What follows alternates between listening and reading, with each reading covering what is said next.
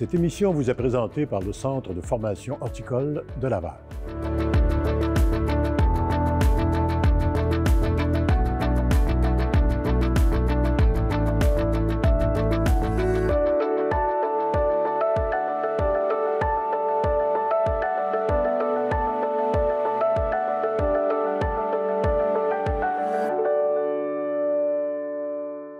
Bonjour et bienvenue à Horti et Culture. Mon nom est Serge Simard et aujourd'hui, en compagnie de Christian Dufresne, agronome et enseignant au Centre de formation horticole de Laval, nous vous entraînons dans le secteur de l'Anaudière pour vous faire connaître l'un des plus importants producteurs de plantes en contenant. Christian, s'il vous plaît. Effectivement, nous nous dirigeons plus précisément à Lanoret, à Pépinière-Lemay. Nous allons rencontrer Sébastien Lemay, troisième de sa génération, qui va nous expliquer la progression de son entreprise.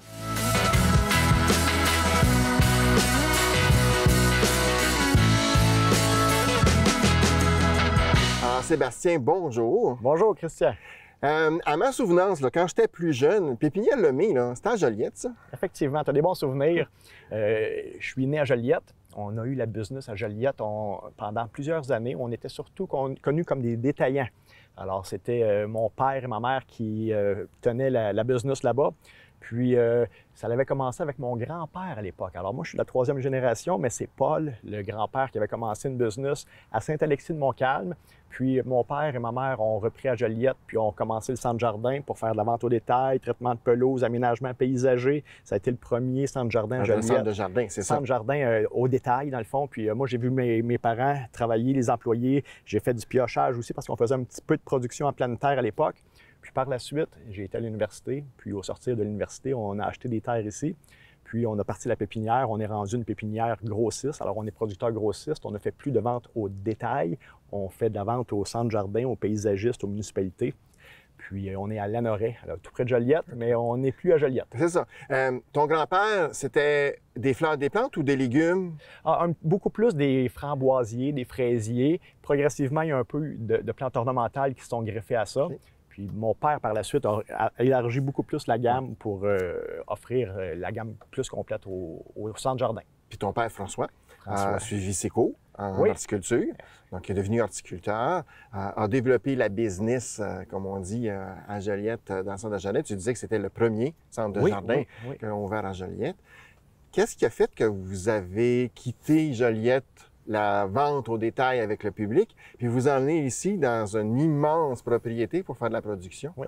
Mes parents avaient un rêve de devenir plus producteur. La vente au détail use aussi à un certain point. Le conseil, dans le fond, ça a été fait de façon hors pair, mais on voulait être dans un environnement zen, être plus producteur, puis ça a été notre rêve au sortir. Quand je suis sorti de l'université, j'ai fait un bac en administration des affaires. On s'est fait un plan d'affaires pour prendre l'expansion, devenir producteur grossiste. Et c'était comme la deuxième partie de carrière de mes parents. Puis moi, ma première partie, bien évidemment. J'ai quand même fait mes classes un petit peu avec la vente en centre-jardin au départ, mais rapidement, on a fait vraiment un tournant vers la production. OK.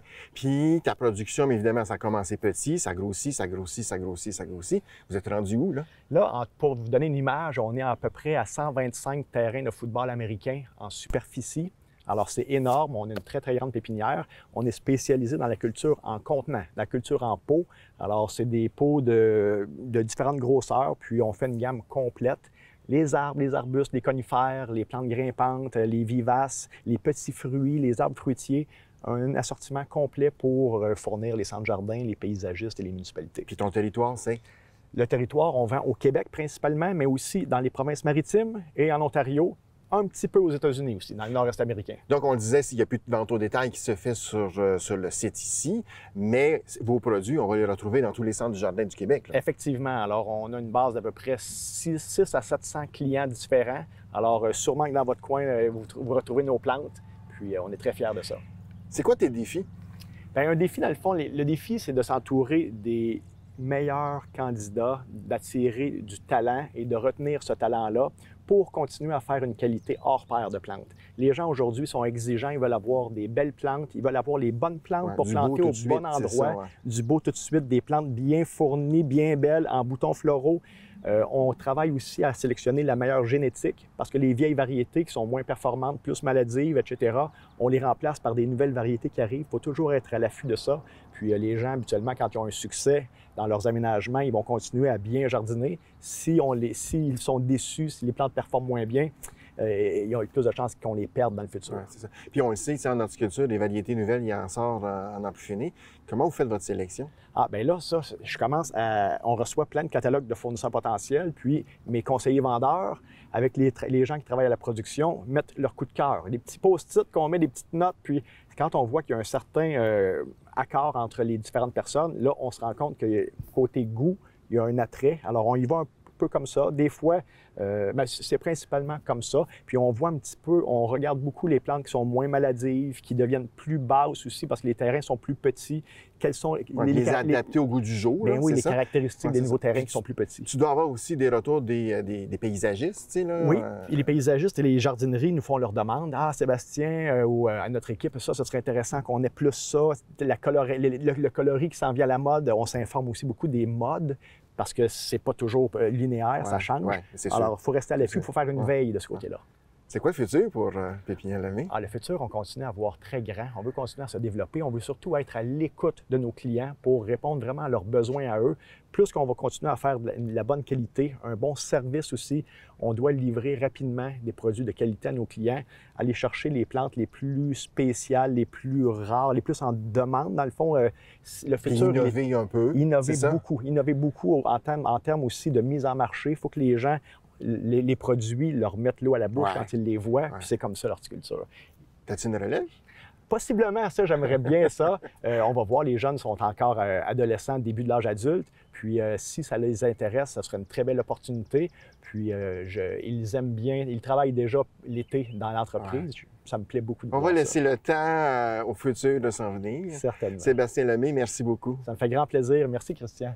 Bonne chance. Merci infiniment.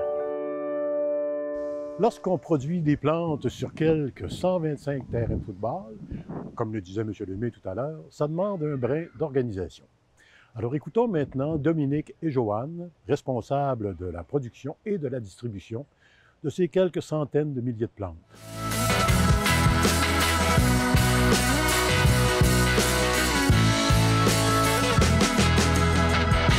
Alors, je suis en compagnie de Joanne, directrice de la production, et de Dominique, directrice aux opérations. Mesdames, bonjour. Bonjour. Bonjour. Tantôt, j'étais avec Sébastien pour qu'il nous explique un peu l'histoire de production Pépinière Lemay. Maintenant, ben, c'est beau, là, mais il faut de l'opération, il faut de la gestion. Je vais commencer avec toi, Joanne. Il y a des plantes ici, là. Il y en a beaucoup. En gros, là, combien de productions vous faites à peu près par année? Puis combien de variétés différentes vous avez à gérer dans une année? On plante environ 500 à 700 000 plantes par année. Il y en a 300 à 400 000 qu'on fait ici directement et les autres vont être achetés dans des entreprises locales ici, un peu au Canada puis aux États-Unis qu'on fait les achats. Puis quand vous les achetez, bien, on va commencer par la production. La production, bien, vous partez du semis, de la bouture? Nous, on fait la bouture. Vous faites la bouture, donc vous prenez la bouture, vous la montez jusqu'au contenant pour les mettre évidemment sur les plateaux ici. Exact. Puis quand vous les achetez de l'étranger, vous les achetez en bouture ou vous les achetez déjà en contenant? Non, c'est de la bouture aussi qu'on achète. Soit c'est de la petite plug en petite 21 ou des quartz, là. Ouais. Ou c'est de la racine nue pour ce qui est des arbres. OK. Puis là, vous les mettez en pot, donc vous avez toute une équipe qui va faire l'installation, la production, après ça, c'est mis sur les plateaux. Il faut les entretenir. Oui. L'eau, les engrais, comment ça fonctionne? Les engrais, c'est tous des engrais à dégagement contrôlé. Oui. Fait que c'est une bille qui va se dégrader tranquillement avec le soleil et l'eau, qu'on va mettre à partir du mois de mai, juin, directement dans les pots. Pour l'eau, bien, on a une station de pompage qui fait peut-être un 8000 gallons minute là, qui nous permet d'irriguer la pépinière dans 2 heures là, okay. au complet. Puis ça, c'est tout contrôlé, évidemment, par ordinateur. Oui. C'est pas personne qui a reçu la main, bien non, entendu. Non, c'est contrôlé par ordinateur. Chaque planche a son temps d'irrigation selon les plantes qu'il y a sur la planche, selon les besoins en eau, une jeune, une vieille, ou il y en a qui vont prendre plus d'eau que d'autres. Okay. Puis au point de vue de ton phytosanitaire, les insectes, les maladies... tu gères ça comment dans une surface aussi grande? Bien, c'est sûr que c'est une belle complexité, là, parce que on essaye d'aller avec les produits les plus doux possibles pour l'environnement puis pour l'humain. Sauf que malheureusement, les clients sont très, très exigeants. Ils ne tolèrent aucune tache, aucun petit trou.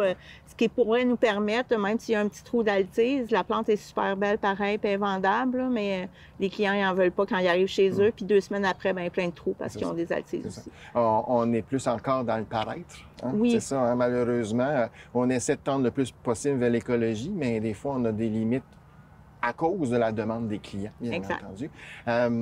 J'imagine que tu dois relever des défis quand même importants. Hein? Chaque jour, on a des défis à relever. En général, on a une belle production, mais c'est des petits détails là, dans les boutures. Des fois, il faut se raffiner parce qu'on ne réussit pas à faire la bouture comme on voudrait. Il y a des plantes qu'on voudrait que ça pousse plus vite. Puis c'est ça, c'est des défis. C'est-tu le bon terreau, la bonne engrais, la bonne quantité d'eau?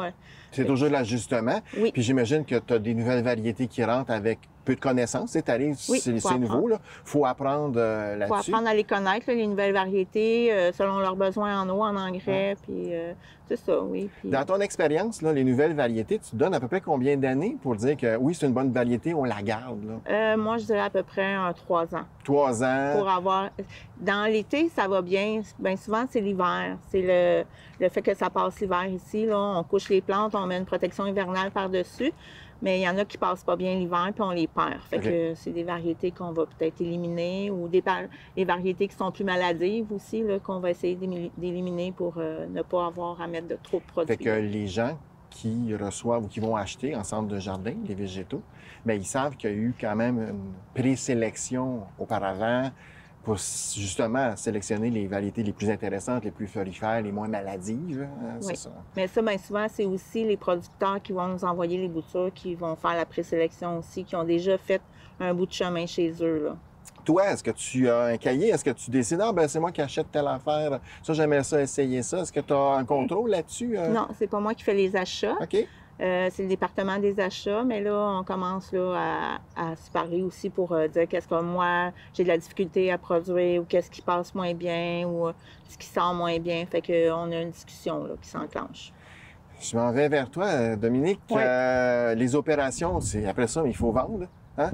Faut distribuer ça un peu partout. Sébastien me disait que c'était quand même une grande couverture de distribution. Ça fonctionne comment?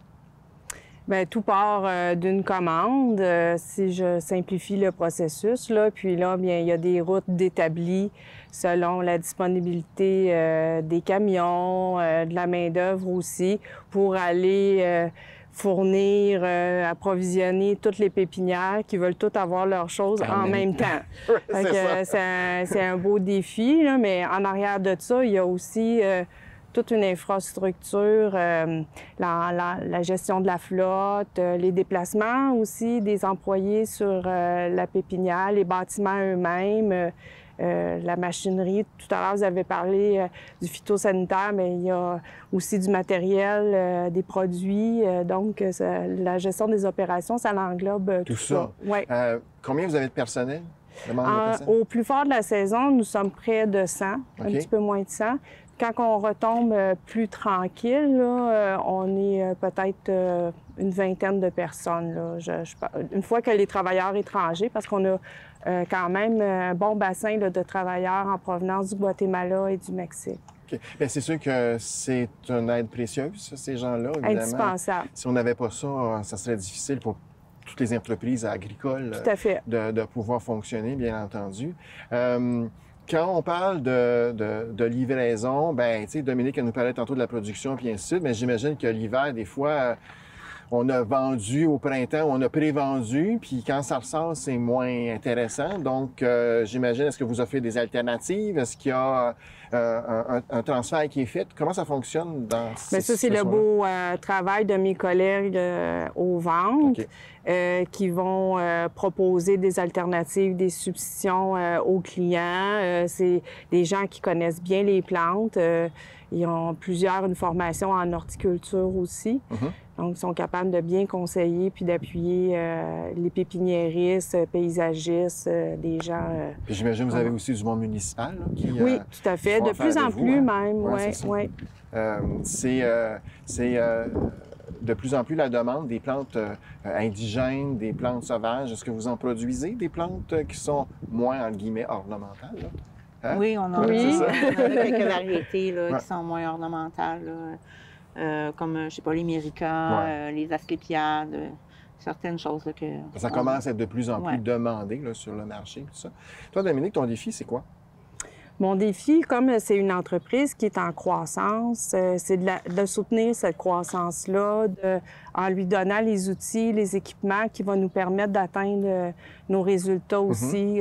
Mécanisation, rétention de main-d'œuvre, agrandir l'équipe aussi avec du personnel qualifié qui vont nous aider justement à progresser, soutenir, puis à aller c'est un ça, peu à plus soutenir loin, le rythme. puis à répondre aussi aux nouveautés qui vont arriver sur le marché, la demande aussi qui changeante là, de la part des consommateurs. Merci, mesdames, pour votre accueil. Hein? Plaisir. Puis bonne saison. Merci. S'il est une chose qui fait du bien à l'âme, c'est bien de faire en sorte de conserver la beauté des plantes et des fleurs qui nous entourent.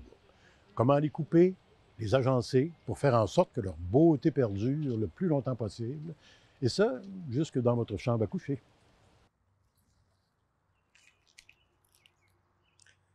L'été et la profusion de fleurs et de textures. Vous saviez qu'à l'époque victorienne, il était de mise de faire des aménagements extérieurs avec des plantes florales et des plantes à feuilles pour créer des compositions intérieures dans nos salons, nos cuisines et nos chambres à coucher.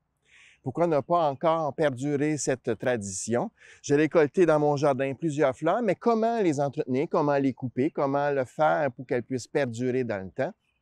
Allons rencontrer ma collègue Nathalie Lucier, qui est enseignante au Centre de formation horticole de Laval. Elle va nous donner quelques trucs et conseils pour pouvoir les conserver belles longtemps.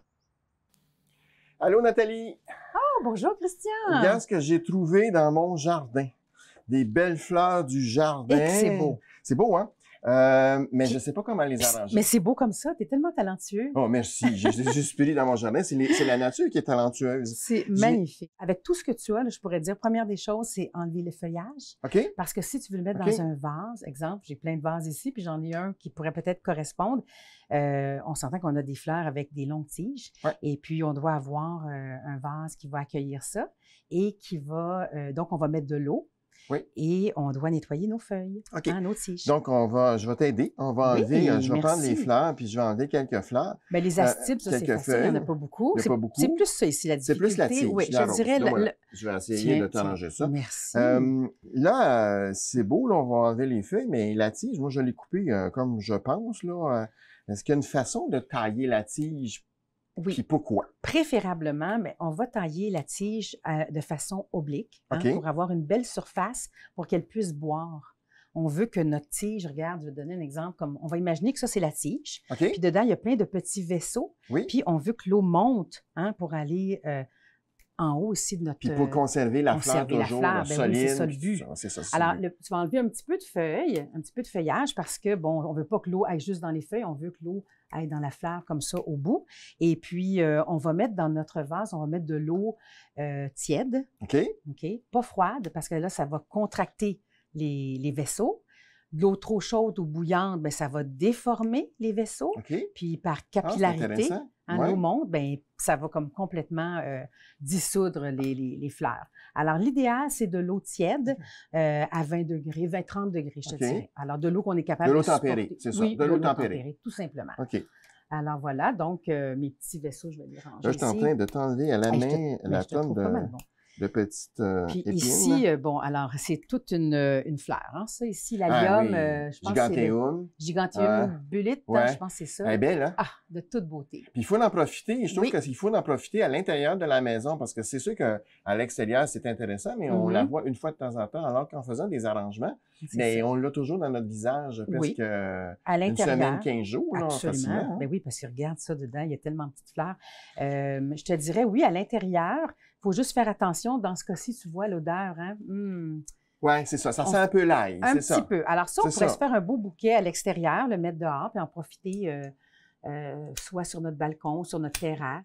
C'est drôle que tu es arrivé ce matin avec ces fleurs-là parce que la première activité que je fais avec les élèves au mois de septembre, c'est justement aller dans nos jardins ici au Centre de formation horticole de Laval et on va cueillir comme ça, des fleurs, puis je laisse les élèves aller avec leur ressenti. Donc, très belle expérience de départ. Oui. Est-ce qu'on met de l'eau? On commence à faire notre montage? Oui, on commence avec de l'eau, évidemment. Regarde, je vais en mettre ici comme ça. Oups. Alors, toujours de l'eau tempérée, bien entendu. Oui, c'est ça. J'avais déjà de l'eau tempérée. L'adage où les gens disent « Ah, on va mettre une aspirine avec du sucre, 26 000 cossins, du 7-Up. Oui. Qu'est-ce qu'on fait dans notre eau? Bon, c'est sûr que nous, les fleuristes, on a des petits sachets qu'on va comme offrir aux clients avec les bouquets préparés. Mais si c'est à la maison, tout simplement, je suggérerais de changer l'eau à tous les jours. Hein? Puis aussi de laver son vase. C'est important parce que les fleurs, tu le sais, hein, il va y avoir des résidus. Ouais. Bien, les fleurs vont se décomposer, c'est sûr, avec le temps. Puis les bactéries vont s'installer dans l'eau. Et c'est ça qui fait comme pourrir puis diminuer la période de floraison, si vous voulez, le temps alloué à la floraison. Oui. Les petits sachets, c'est des petits sachets comme ceux-ci. Oui, comme ça ici. Qu'on va retrouver chez tous les fleuristes. On peut demander aux fleuristes, c'est pas très dispendieux. Non. Et puis, ben ça, c'est comme la nourriture, les nutriments pour les tiges, pour prolonger la vie des fleurs. Ouais. Et ben écoute, là-dedans, qu'est-ce qu'il y a? On ne sait pas vraiment. On ne sait pas vraiment, c'est que du chef. C'est ça, on n'a pas la recette. Mais on suppose qu'il y a du sucre. Puis probablement un antibactérien pour empêcher que les bactéries se développent. On pourrait commencer avec ça ici, qui est vraiment... Alors ça, c'est de la Rhynchus, c'est de la spirée barbe de bouc. C'est une vivace qu'on retrouve dans plusieurs des jardins du Québec. C'est magnifique. Vraiment très intéressant. Il faut l'utiliser quand c'est en fleurs, mais pas trop ouvert. C'est juste un peu pour profiter de la période. Oui. Parce que lorsqu'elle est à la fin de sa floraison, mais c'est sûr que les plantes vont moins durer dans le temps. Donc, c'est le secret. Oui, c'est ça qu'on veut, hein, c'est garder le plus longtemps possible. Mais tu vois, comme celle-ci, d'ailleurs, regarde, déjà, tu viens de la couper? Oui, j'ai juste la couper. Déjà, on voit comme un petit peu... Je vais la recouper. Oui. Et puis, je te dirais, bon, là, écoute, l'idéal, ça serait avec un couteau. Oui. Mais à la maison, on peut prendre, comme j'ai dit, le sécateur. Puis si on n'a pas de sécateur, bien, un bon ciseau. Hein, maintenant, il y a tellement des bons ciseaux produits. De qualité, tu sais, comme les ciseaux de cuisine là, qui coupent quasiment tout. Oui, c'est ça. Tu vois, comme celui-ci que j'ai, regarde, on entend le bruit, donc ça serait plus difficile, puis ça va déchirer la tige, nos petits vaisseaux que je parlais tout à l'heure. Alors, tout simplement, regarde, on fait une coupe comme ça en biseau. Oui, en biseau. Parce que si on regarde, on va avoir plus d'exposition des canaux, donc l'eau va rentrer beaucoup plus rapidement puis monter le plus rapidement possible au niveau de la feuille, de la fleur. Alors, c'est ça qu'on veut. Puis on s'entend que le voyage entre le jardin puis l'endroit où est-ce qu'on va couper n'est pas tellement long. Non. Bon, alors, on va il n'y a pas eu trop de bulles d'air qui s'est installée là, pour empêcher la fleur d'absorber son eau. Alors déjà là, tu vois, on en aurait 3 comme ça, puis ça serait magnifique. Bon, là, ici, on comprend qu'il y a des proportions qu'il faut respecter. Hein? On ne va pas le mettre trop court, on ne va pas le mettre trop... Alors, on va faire juste une petite coupe. Cette fois-ci, je vais utiliser mon sécateur. Oui, parce que la tige est un petit peu plus grosse. La tige est quasiment double. Elle est énorme. Puis là, tu vois, je vais me positionner comme ça pour prendre la mesure. Écoute, on entend le craquant là, comme d'un légume. Alors, tu vois, ici, on a une petite amie. Ben ça, c'est intéressant que tu nous dises ça. Parce qu'évidemment, lorsque l'on prend des fleurs de notre jardin, mais tout ce qui est dans le jardin vient avec. Donc, il y a possibilité d'avoir une petite coccinelle, une petite fourmi, des petits amis. Donc, le prévoir ça dans notre composition. C'est ça. Alors, au départ, qu'est-ce qu'on va faire? Nous, on va installer je dirais, le feuillage. Là, on en a un petit peu. Je suis allée avec la tige ici principale, je dirais. Et puis, bon, là, j'ai un vase qui est un petit peu grand, mais je vais mettre un peu de feuillage de chaque côté comme ça. Écoute, c'est magnifique. Tu vois, il est peut-être un petit peu trop long. Alors, j'ajuste. Donc, on y va un peu avec... c'est ça, on y va plus long, on recoupe, on réajuste pour être capable de faire quelque chose qui est équilibré. Oui. Puis, il faut que les gens à la maison... se laisse un peu aller. Essayez, faites des compositions. Moins intéressante, la prochaine, elle va être encore plus belle, puis ainsi de suite. C'est le force de l'enfer. Puis le but, c'est pas une compétition, c'est d'avoir des fleurs dans la maison. C'est ça le but. Hein? C'est le Absolument. But. Quand je parlais, Nathalie, d'aller chercher des fleurs avec des boutons, tu vois, celle-là est toute ouverte. Celle-là va s'ouvrir, puis plus tard les autres. Donc, ça va durer un petit peu plus dans le temps. C'est ça. Puis ça aussi, c'est intéressant, c'est des feuilles de hosta. Il y en a tellement de sortes de couleurs différentes. Puis ça dure longtemps, là. C'est très, très, très résistant. Ça, je peux te confirmer. Au point de vue de l'arrangement floral. Puis, tu vois, les petits bouts comme ça, qu'est-ce qu'on peut faire? Bon, on les jette pas, on les garde, puis on prend un petit pot, tout simplement. Bonne idée. Oui. pour en faire un petit bouquet, Oui. un petit bouquet de Un table petit ou de bouquet. salon. Quelle bonne idée. Je vais mettre un petit peu d'eau. Et on a ça à la maison, hein, le classique pot maçon. Oui. Est-ce que tu sais combien d'années le pot maçon existe? Non, dis-moi donc. 160 ans. Ah ouais. Oui. Écoute, ça va avec la tradition victorienne. Mais oui! On va avec la tradition victorienne. Évidemment que l'aménagement que l'on fait actuellement a plus une tendance victorienne, mais on Oui. pourrait aussi faire des aménagements plus style Dieu, j'ai fait épuré, un peu à l'ikebana. Absolument. tout est permis, là, tout est permis. Sais-tu quoi? En autant que ça nous rende heureux. Puis je te dirais que même, tu sais, on a une réception, Oh. ah ben oui, un petit ami. On va l'enlever, le petit ami. Oui, je te le laisse. Un petit escargot. C'est sûr que si, comme je le disais, on est invité dans une réception, un souper, Oui. ben, tu sais, comme cadeau d'hôtesse, on se fait un petit bouquet, on l'amène à Absolument. notre hôtesse. Quelle belle attention. tu sais, là. Mais oui. Les graminées, hein, tu sais, les graminées dans nos jardins, c'est vraiment Mhm. essentiel. C'est une plante facile à entretenir. Le feuillage, il y en a plusieurs qui ont des feuillages intéressants en composition. Ah oui? Ça, c'est la fleur qui commence à fleurir, mais il y a des fleurs qui vont durer, qui vont apparaître plus en septembre, octobre. Oui, Donc, c'est ça ça. fait des beaux bouquets, des belles compositions, je dirais de maintenant, là, de juin, jusqu'au mois de septembre, octobre, qu'on peut OK. faire des bouquets Alors, dans il la faut maison. Là. Il faut juste savoir, au niveau des graminées, le moment où est-ce qu'elles vont être en... Ben, c'est ça. Puis quand on a planifié notre jardin, notre composition d'aménagement paysager, mais on se fait toujours un petit appart où on le planifie pour « Ah, ça, je vais ramasser ça, ça, je vais ramasser ça, je vais me faire un bouquet avec. » On le planifie un peu d'avance. Et Bon, on voilà, va mettre notre regarde-moi rose. ça si c'est beau. Hein, on la Regarde, sent à partir de rien. Mais il y a beaucoup de Mais travail beaucoup de déjà travail, pour c'est ça, avoir la les nature, fleurs dans on notre est jardin. arrivé à faire une production là, vraiment exceptionnelle. C'est ça. Alors, écoute, on en fait. Hein? C'est Oui. bon, c'est bon pour Ça, l'âme, c'est bon pour le bonheur que ça, L'esprit, que ça oui. apporte, hein, notre... Je le garde au frais. Je ne le mets pas trop au chaud, Oui, pas au soleil. au soleil, Je te pour éviter dirais, que ça ouais. se détériore rapidement. C'est ça. Tu parlais de outdooring. Oui. Hein? Souvent, on va avoir un petit toit, Ouais. un gazebo, quelque chose. Donc, l'idéal, À c'est l'ombre. ça. Oui, à C'est ça, à l'ombre, l'ombre. pas trop dans les courants d'air non plus, parce que c'est quand même fragile une fois que c'est coupé. Hein? Ouais, C'est c'est plus ça. dans la Ouais. terre avec le système racinaire qui tient la tige. Donc, on va à ce moment-là en profiter comme ça. Et puis, voilà. Nathalie, Merci. de ces bons conseils. J'espère que les téléspectateurs vont apprécier puis ils vont se faire des bouquets, beaucoup de bouquets Oui, à l'intérieur de leur Absolument. maison. Le kit. Alors, Mhm. merci encore une fois. merci à toi. Déjà terminé. Alors, Christian, merci. Encore Oui. une fois, c'était passionnant, très instructif. Quant à vous, bien, revenez-nous la semaine prochaine pour une autre émission de Horti et Culture.